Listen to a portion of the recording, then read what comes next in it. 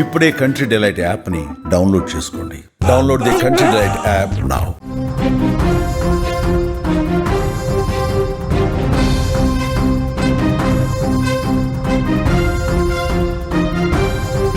అమ్మ ఈ పిలుపుకి ప్రపంచంలో ఏదీ సాటి రాదు. తన ప్రాణాలను పణంగా పెట్టి బిడ్డలకు జన్మనిస్తుంది అమ్మ.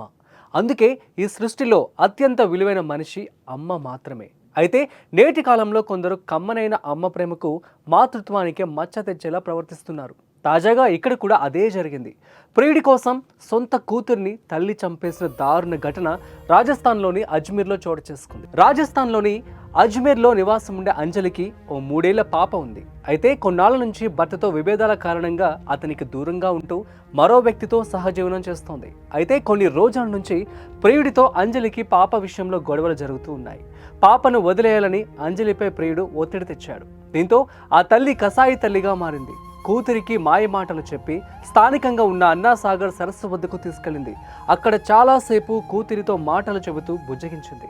అనంతరం పాప నిద్రలోకి జారుకున్న తర్వాత ఆ సరస్సులో విసిరేసింది ఆ కసాయి తల్లి.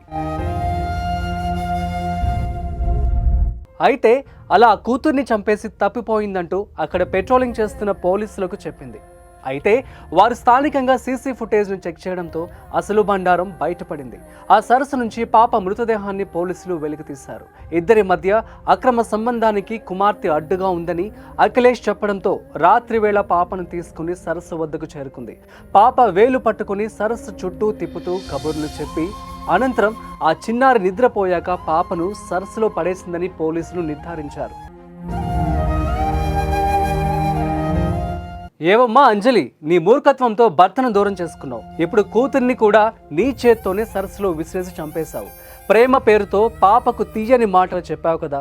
పాపం ఆ చిన్నారి ఎన్నిసార్లు నువ్వు చెప్పే మాటలకు అమ్మా అమ్మా అని ముద్దుగా సమాధానం చెప్పి ఉంటుంది. అప్పుడైనా నీ మనసు కరగలేదా? మూగజీవాలు సైతం వాటి పిల్లల్ని వేరే వ్యక్తి తాకితే సహించవు. మరి 3 ఏళ్ల పాటు కంటికి రెప్పలా కాపాడుకున్న కూతుర్ని ఓ గుర్తు తెలియని వ్యక్తి కోసం చంపేస్తావా? నిన్ను నీ తల్లి అలానే చంపేస్తుంటే నువ్వు ఇప్పుడు భూమి మీద ఉండేదానివా? అమ్మతనానికి మచ్చ తెచ్చావు కదా అంజలి. ఇప్పుడు నువ్వు సాధించిందేంటి? సమాజంలో కసాయి తల్లిగా ముద్ర వేసుకున్నావు. దోషిగా జైల్లో చిప్పకూడు తింటున్నావు. అంజలి చేసిన పనిపై మీ అభిప్రాయాన్ని కామెంట్స్ రూపంలో తెలియజేయండి.